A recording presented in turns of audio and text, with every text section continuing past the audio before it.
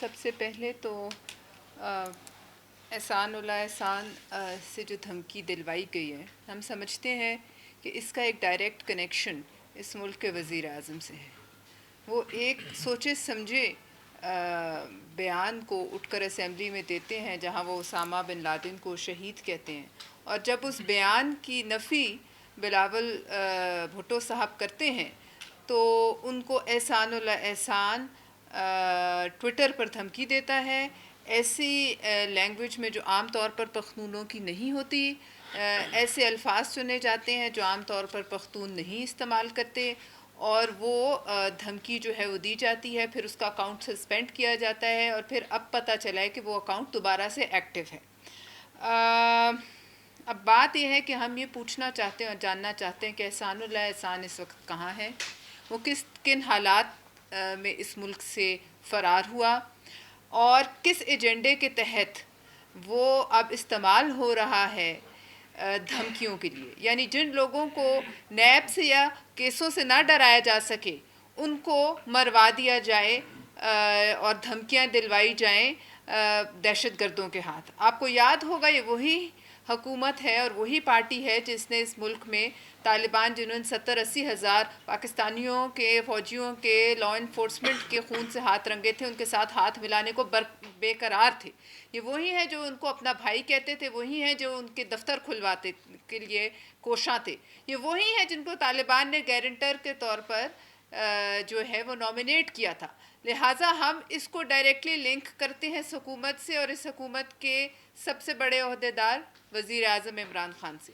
اور اگر کچھ ہوتا ہے تو وہ یہ جان لیں کہ وزیر اعظم عمران خان ہی ہمارے سب سے پہلے جن پر ہم انگلی کا اشارہ کر رہے ہیں ابھی سے عمران خان صاحب ہیں۔ دوسری بات یہ صرف ادھر ایک ابھی تو خیر جو بچے مارے تھے احسان اللہ احسان نے APS کے، ان شہید بچوں کے والدین کی ابھی آنسو جو ہیں وہ نہیں سوکھے ہیں، تو یہ اب جو ہے اس کو دوبارہ فرار کرواتے ہیں، پھر اس سے دھمکیاں دلواتے ہیں۔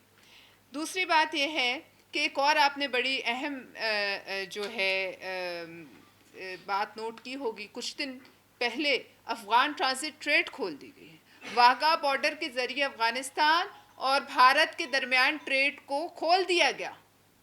ہمیں سمجھ نہیں آئی کہ کیوں کھولا گیا، ہمیں یہ نہیں پتا کہ اس سے پاکستان کو کیا فائدہ حاصل ہوا، ہمیں یہ نہیں بتایا گیا، پارلیمنٹ میں یہ نہیں ڈسکس ہوا، صرف کسی وجہ سے، کسی پریشر سے، کسی کے کہنے سے بھارت کو راستہ دیا گیا کہ وہ کھل کر اپنی ٹریڈ کرے، اپنی تجارت کرے، لیکن اس سے پاکستان کا کیا فائدہ حاصل ہوا، پاکستان کو رسوائی اور پسپائی کے علاوہ کیا حاصل ہوا، ہمیں کچھ پتہ نہیں۔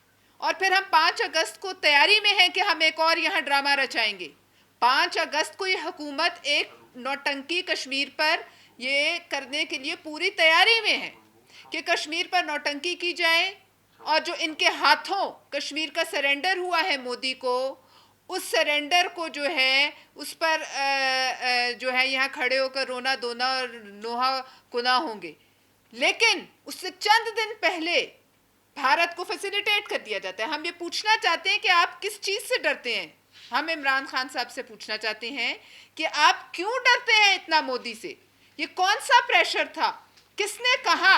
کون سے ملک نے کہا؟ کس طاقت نے کہا کہ آپ نے بغیر کچھ سوچے سمجھے، بغیر پارلیمنٹ میں لائے کشمیر میں جو ہو رہا ہے ایک طرف آپ اس پر ڈرامے بازی کرتے ہیں اور پھر فوراً آپ دوسری طرف ان کو اتنا بڑا فائدہ دیتے ہیں؟ کس کے کہنے پہ ہوا؟ پارلیمنٹ کو بریف کیا جائے، کہاں ہے وزیر خارجہ صاحب؟ کیوں نہیں بتاتے وہ کہ یہ کیا ہو رہا ہے؟ تیسری بات ہم یہ کہیں گے کہ قاضی فائز عیسیٰ صاحب کی اہلیہ نے کچھ بہت اہم سوالات اٹھائے ہیں۔ قاضی فائز عیسیٰ صاحب کی اہلیہ کے سوالات کا ابھی تک شاید 24 یا 25 میں ایک جواب نہیں آیا۔ قاضی فائز عیسیٰ صاحب کی اہلیہ کے گھر کے باہر ایک نوٹس چسپاں کر دیا جاتا ہے جس میں کہا جاتا ہے کہ وہ FBR پیش ہوں اور ان کی تذلیل کی جاتی ہے، ان کو ہراساں کیا جاتا ہے ان کے اپنے الفاظ میں۔ یہ ہے ریاست مدینہ کے قاضی، ریاست مدینہ کے قاضی جن کے اپنے گھر والوں کو اور جن کو ہراساں کیا جا رہا ہے۔ اگر آپ ان کے گھر کے باہر تو نوٹس بے شک آپ لگاتے ہیں بڑے دھڑلے سے، ایک نوٹس منسٹرز انکلیو کے باہر بھی چسپاں کر دیں وانٹڈ کا. آپ ہمیں بتائیں وانٹڈ ہے آپ کا وزیر مشیر Roosevelt Zulfi Bukhari Roosevelt hotel کے پیچھے رالیں ٹپکانے کے لیے. وانٹڈ ہے زلفی بخاری اس ملک میں کرونا پھیلانے کے لیے، جس کو اب آپ دبانے کی اور جھوٹ پھیلانے کی کوشش کر رہے ہیں.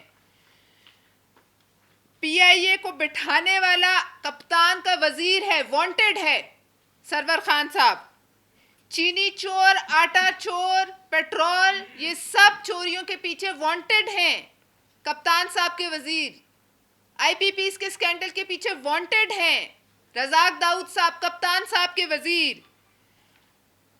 یہ بتائیے آپ کی ان تمام وزراء کو جو آپ کے ساتھ بیٹھے ہیں، بنارسی ٹھگوں کا ٹولہ نہ کہا جائے تو کیا کہا جائے؟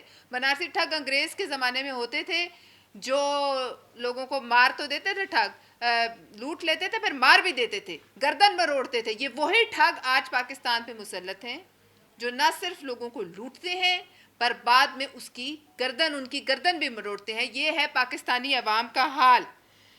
اب ہم پوچھتے ہیں، ہمارے چیئرمین صاحب نے پوچھا ہے، کوئی جواب نہیں آیا. ہم پوچھتے ہیں آپ دکھائیے، آپ کا کہنا تھا ہمیں دکھائیے علیمہ خان صاحبہ کی رسیدیں. جب قاضی فائز عیسیٰ کی اہلیہ سے رسیدیں مانگی جا سکتی ہیں تو علیمہ خان صاحبہ سے کیوں نہیں پوچھا جا سکتا کہ ان کے پیسے باہر کیسے گئے؟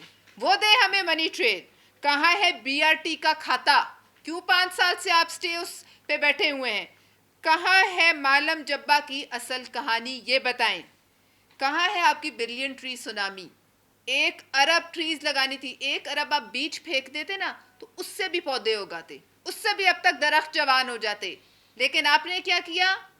آپ نے 11 کھرب کے قرضے لے کر اس ملک کو اور بوجھ میں ڈبو دیا. 40% اس ملک کے قرضوں کا اضافہ اس صادق اور امین کی حکومت میں ہوا ہے صرف 2 سالوں میں. ہمیں جواب دیں کہ آپ کلبھوشن یادو کا نام کیوں نہیں لیتے؟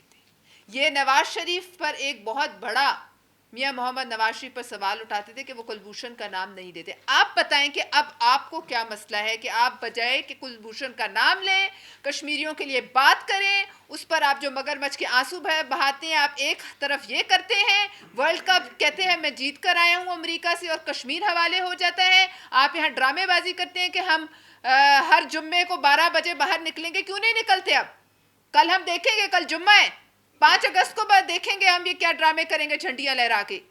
لیکن اس کے ساتھ ساتھ پس پردہ یہ بھارت کو فائدہ دیتے ہیں.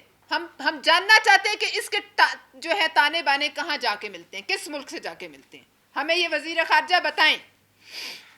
اور اگر ہم سوال کریں فورن فنڈنگ کیس کا، ہم اس کے پیچھے بھارتی اور اسرائیلی لوگوں کی جو ڈونرز ہیں ان کی فنڈنگ کا سوال کریں. ہم سوال کریں ابراج گروپ کا، ہم سوال کریں ان کی کرپشن کا، تو پھر یہ ہمیں موت کی دھمکیاں دیتے ہیں. پہلے بھگاتے ہو پھر دھمکاتے ہو.